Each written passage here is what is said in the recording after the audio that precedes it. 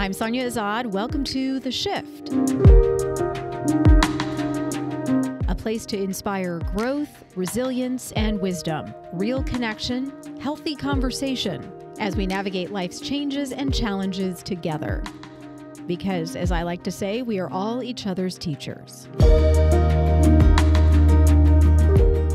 Thanks to our friends at the Villages of Lake Highlands for making this podcast possible. Hair and makeup generously provided by Glam House Collective. Hi there, I'm Sonia Azad. Welcome to The Shift. We are at Dallas Irby today, and I'm with my friend Portia Cantrell from Silver Pride Project. It is so good to see you. It is so good to be here. I know. I feel you from just, you having walked into this space. We haven't seen each other in a really long time. Yes. But I haven't forgotten about you. And I'm so glad. I am so glad.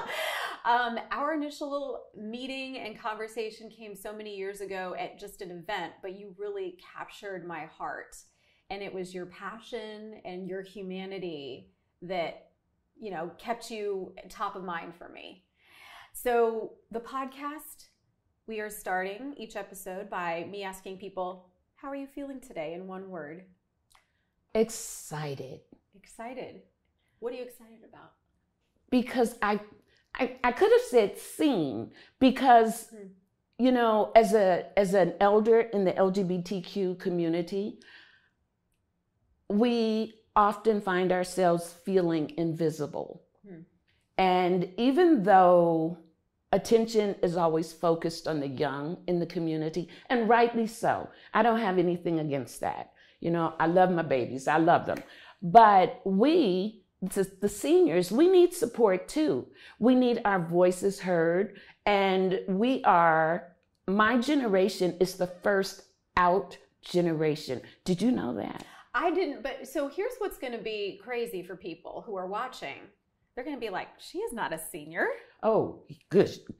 My goodness. Like, what is that woman talking about, senior? And how is that for you? I mean, when you say that out loud, with this whole podcast is called The Shift. We're shifting into different seasons of life. So when you say that out loud, how does that make you feel? Blessed. And I don't use that word lightly. I'm not a very religious person. And I know a lot of people seem to take that term blessed for granted. But if you only knew my background, if you knew my history, my story, you would say, yes, girl, you are blessed. So I am feeling blessed. What can you tell us about your story? I want to hear it. That's why we're here. Well, my mother died when I was a kid. My father raised me, and my closest sister in age was like 12 years older than me. She found me literally in a closet with my girlfriend, which they had no idea that I was gay. And we really didn't use that term, gay, back then, and especially in the Black community. So she told me that if I was going to be that way, then I had to go. So me being me and being the baby of the family, I was like, yeah, right. So I grabbed a paper bag, didn't even put any clothes in it because I was so sure that she was going to call me back. Went out the door and she closed the door. And I did not see members of my family for several years after that. I was 15, so it was hard. I had to learn how to take care of myself. I lived on the streets. As a matter of fact, it was very ironic to me thinking back because those big boxes that appliances come in, I actually used to sleep in one of those in back of the Gary Public Library. And a few years ago, my councilman appointed me to the library board here in Texas, in Dallas. So it was like, wow, that's kind of a full circle moment. Yeah. So you were houseless. Yes. So I get it. I get it now why you say, I'm nearly 70, I'm blessed. Yeah, thank you for sharing that. Yes. When you tell people about the Silver Pride Project, do they go, what is that? They used to. Yeah. But now I think we're out there so much, and that they're kind of used to me, and they're used to the fact people are used to hearing me say it's all about seniors for me. LGBTQ seniors matter. I say that over and over. I post it. I'm all over social media. I don't Snapchat. I don't know what that is. But I tweet. I don't either. I post on Facebook and Insta. Oh, I love Instagram. So they know I'm all about seniors and giving pride to seniors. A lot of people like to say the golden age, but to me, it's the silver age because, you know, these are my silver rainbow unicorn strands in my hair. So instead of saying gray, we go gray, we become silver, and we have pride. I love silver pride. I love it.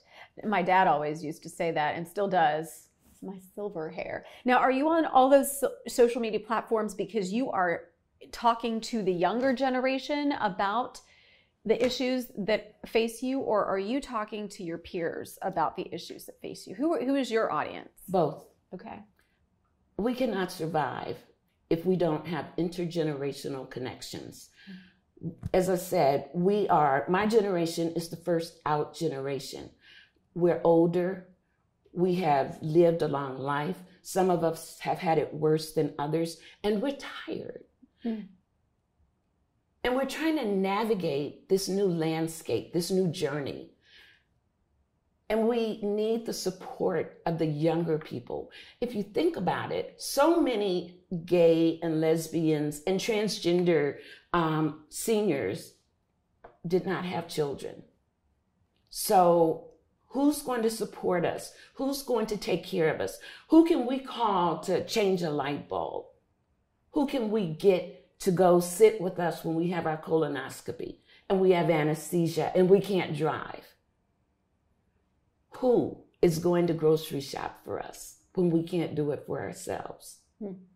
So we need these younger generations to look after us. That's why I call them my babies. Hmm. And they are wonderful. I mean, they respond so well. Hmm. I love them. And it's amazing. And so many of them have been disconnected from their parents and their biological family. Mm-hmm. So I have this thing where I say, this is my bio family and this is my logical family. Well, my family of choice is my logical family. Mm-hmm. And they're the ones that are going to help take care of me, hopefully. Yeah. When I can't take care of myself. Yeah. When you think about how far we've come as a society and as a world, how does that make you feel? I don't really see that big of a change other than the fact that we can get married. Mm. If you think about it, as far as my generation, mm-hmm. we grew up during a time where we were considered perverts, where we could be put into a psychiatric facility because we were considered abnormal. Mm. And our peers, our heterosexual peers, were told the same things about us that we were told. Mm. And it's really hard for them to change their way of thinking because they tend not to be in places where we are, and we tend not to be in places where they are, because nobody wants to, at least I know, I don't want to walk into a place where I'm looked at as though I'm something that somebody scraped off the bottom of their shoe. Hmm. I don't want to just be tolerated. I want to be accepted. So as I've gotten older, and as so many of my gay peers have gotten older, if we're not religious, we don't go to church. We're too old to hang out at the bars. Well, not really, but imagine trying to get over, can I get a beer over here when the bartender's looking at the hot youngies, all of that. And so there's no place for us to go except like the rec centers, which all cater to heterosexual seniors.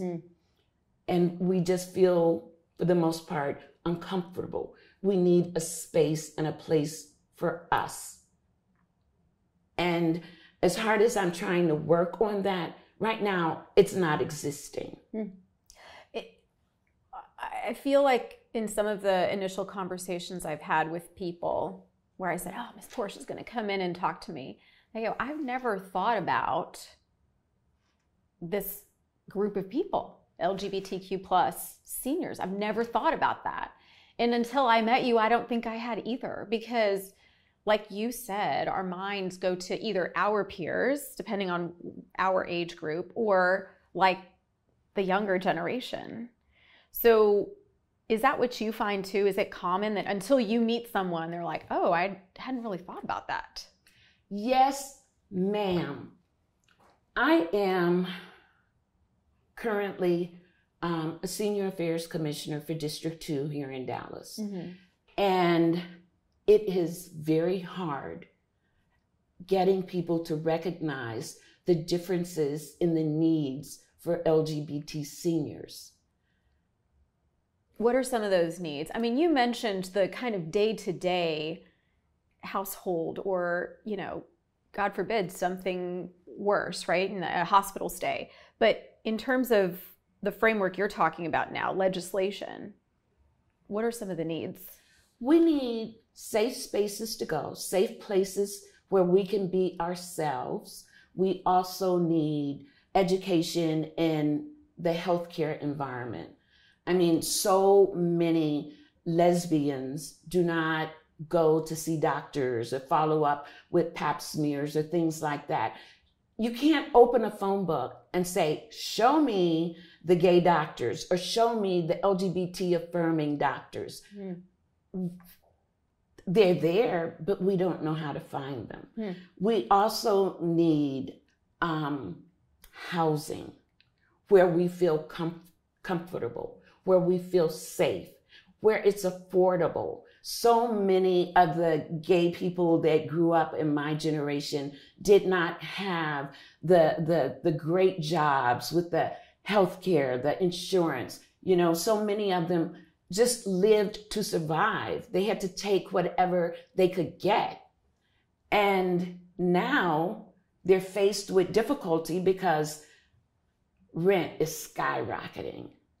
And, you know, if you can find some place that you can afford, then you have to wonder, am I going to be comfortable here? Am I going to have to worry about somebody jacking me or hitting me over the head or spitting on me? It's just so many issues that come into play. There might be people who are listening to this or watching this and go, well, why do they need gay affirming doctors? I need a doctor to believe me. This is my health. This is my life. This is my body. I also had a friend who was seeing a doctor, and she had a female problem. And they were going to do a surgical procedure, and she took her partner with her. And that was the first time the doctor realized that she was gay. And he discharged her on the spot. So what you're talking about is really patient advocacy, but specific for LGBTQ plus people. How long have you been married? We have been married, I think it's 9 years. The day after same-sex marriage became legal in Oklahoma. It was before it became legal nationwide. My wife called me from work and said, hey, let's go get married tomorrow, because we kept missing it. You know, we moved from Chicago, and right after we moved, it became legal in Illinois. Then we moved to, we were travel nurses, so we were in LA, and we moved back, and it became legal. So we kept missing it. So we've been married 9 years, I think, October 10th, but we've been together almost 25 years. Wow. What was that moment like when you were able to get married? It took me almost a week to really believe it. I mean, when it happened, I'm not gonna lie, I cried. I felt whole, not so much because I was marrying her, that too, but I felt whole because I thought, finally, people get it. They understand that we're people just like they're people. We have needs. We love our significant others, and it's just magical. It was just such a magical feeling. When you talk about senior care or aging issues as it relates to same-sex couples, how does that work? Because, you know, you're talking about doctor's appointments, you're talking about legal documents, you know, planning for death, planning for after death, you know, does it come with a lot of hurdles, questions? I mean, it seems like very stressful. It is. Yeah. I'm married. Okay, so maybe not so much for me, but I have a lot of friends that are older and did not have the opportunity to marry, or they lost their loved ones before same-sex marriage became legal. So if you were estranged from your family, your biological family, but you have this chosen family, these people that have been close to you for 20, 30, 40, 50 years, that estranged family member could actually come in and take over your property, your health care, your life.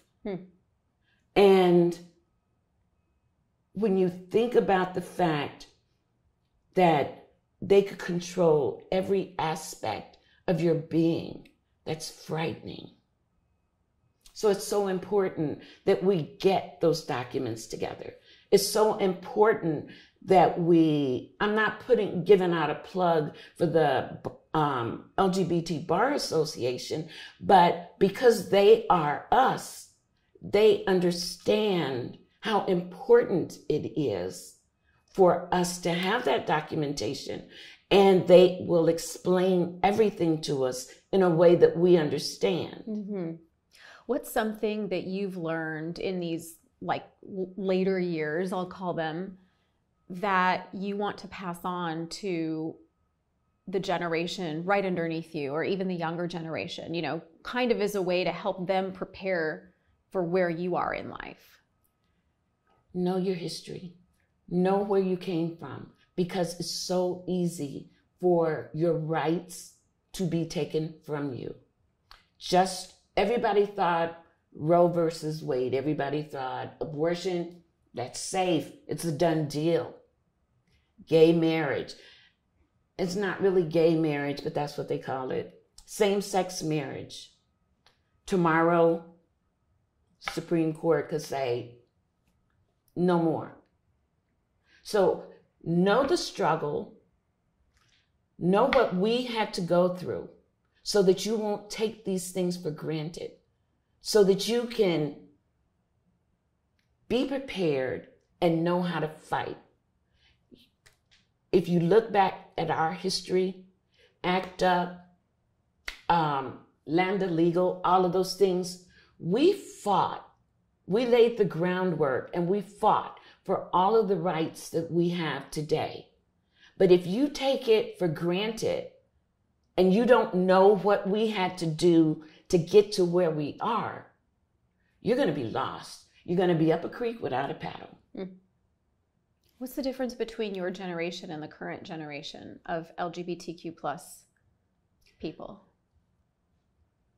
I think the current generation is somewhat happier, more lighthearted, because even though they do have their struggles, they have places that they can go.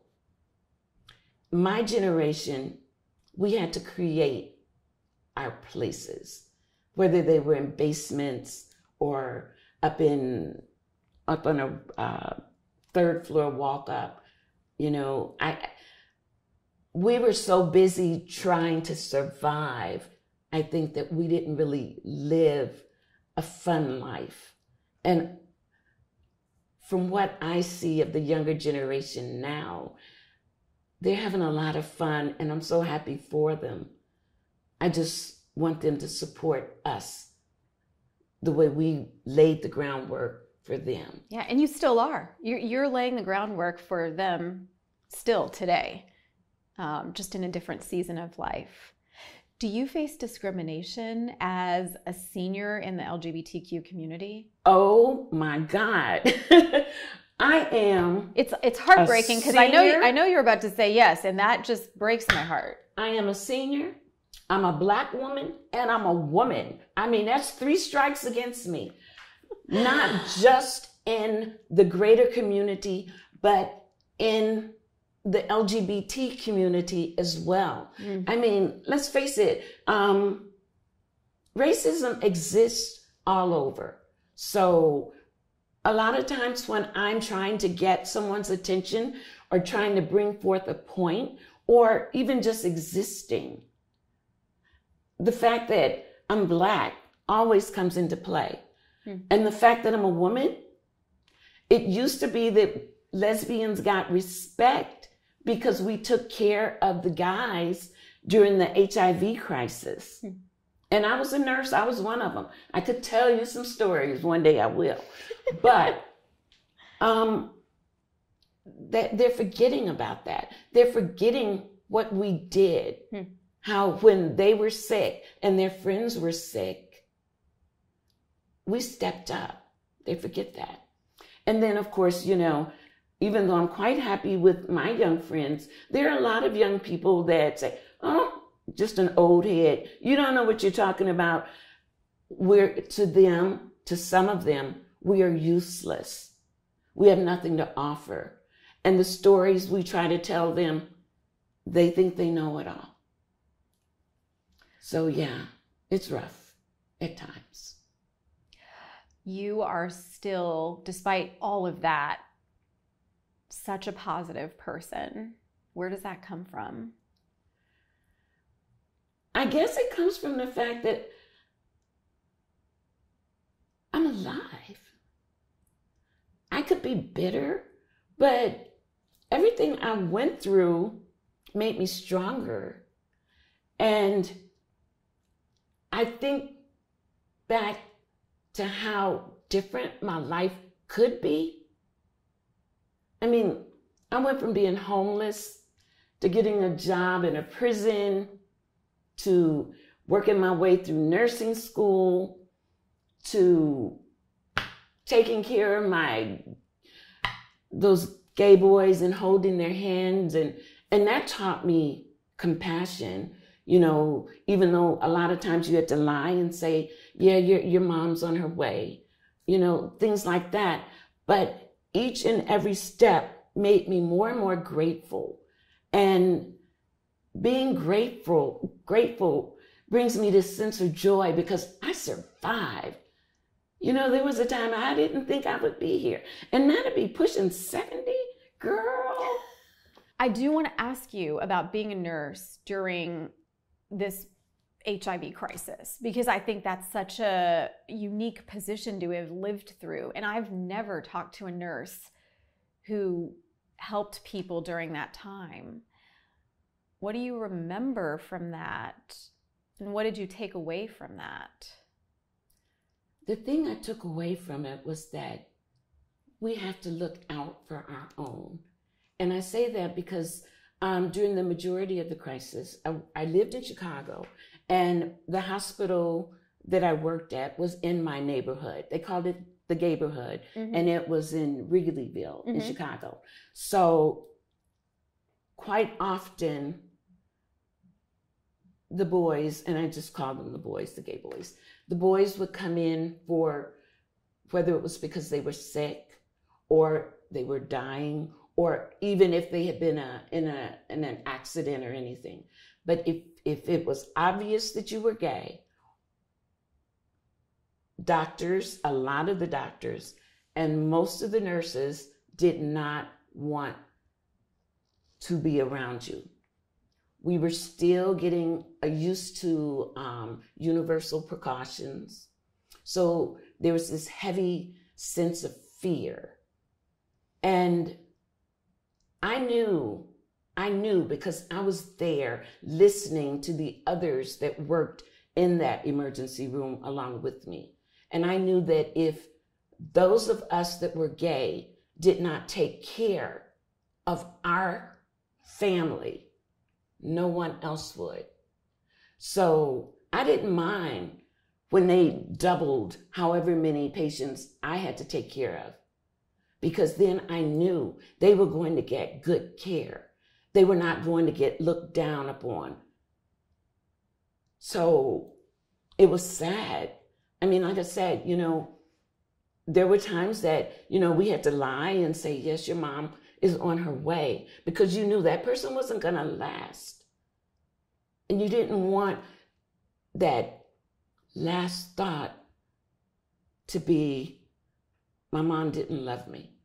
You wanted it to be, she's coming, and let him just drift on away like that. I don't see the harm in that, and it was an awful time. People that you would see who were healthy or looking healthy, and then a month later, skin and bones. I mean, it was not only was it not a pleasant period of time, but the fact that it was so new and people were so filled with hate and so filled with fear, and politicians didn't want to do anything to help. I'll never forget that as long as I live. And this is another reason that I'm so loud and vocal now, because during that time, I had to be loud. Mm-hmm. Were you ever scared? I got a needle stick once. And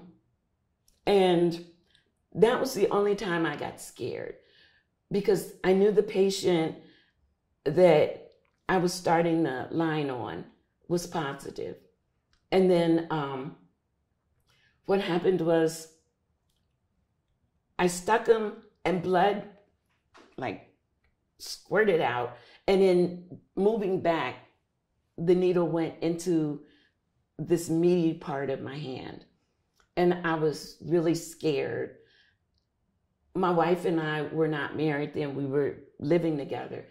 And I had to call her and tell her they did all these preemptive medications and everything. I didn't want to die. But if I had to die, everybody wants a quick death. And all I'd been seeing was these slow, painful, lonely deaths. And that's not the way I wanted to go. So I was terrified. And I was terrified that even now, I wonder who's going to take care of me. But back then I was wondering, who's going to take care of me? Because I'm the nurse that's taking care of others. Mm-hmm. So who's going to want to take care of me? Mm-hmm. And as a nurse, I just want to ask you about this conversation in the LGBTQ community. Where is the cure for AIDS? We ask that all the time.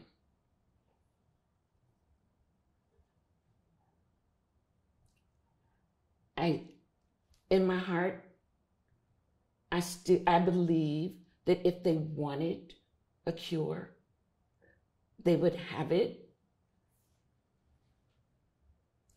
It took years and years and years to get to PrEP. Mm-hmm. But when the COVID pandemic started, in less than 4 years,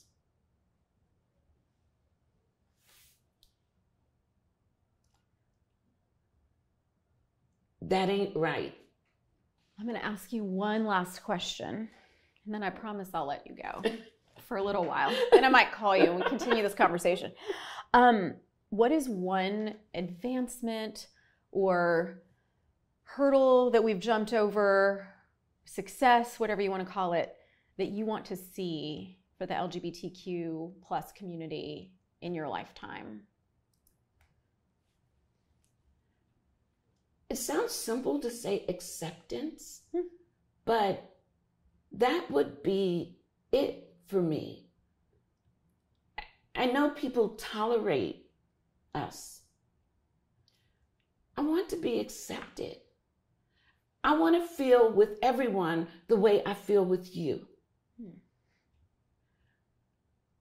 That would be it. It does seem simple, right? Yeah, just humanity. Thank you so much. Really, from the bottom of my heart, it's so good to see you. And I hope that this conversation is shared and that it brings to light some of these discussions that need to be had, we'll say. I hope so. And thank you for having me. Of course. I appreciate your time today. Thank you all for joining us today for The Shift. Remember, if you would like to comment, please do. We want to hear from you. Like, share, and subscribe. We'll see you next time on The Shift. Today's podcast is sponsored by my good friends over at the Villages of Lake Highlands, one of the premier senior healthcare facilities in town. It's part of a campus offering a full array of senior services, including independent living, short-term rehab, skilled nursing, memory care, and outpatient therapy. Kelly Wolf and his wonderful team of physicians, nurses, and therapists provide outstanding, compassionate care. The Villages carries Medicare and Medicaid's highest rating, and they're consistently identified by U.S. News & World Report as a best nursing home. That's an honor given to less than 5% of all nursing homes across the country. The facility is beautiful with a warm and inviting decor and lushly landscaped courtyards. They provide tons of wonderful services, and the care is absolutely top-notch. Whether you're looking for yourself, a spouse, or a loved one, please consider Villages of Lake Highlands. You can check them out at volh.com or call 469-983-2330 to schedule a tour. And don't forget about our friends at Glam House Collective. Let's get glam.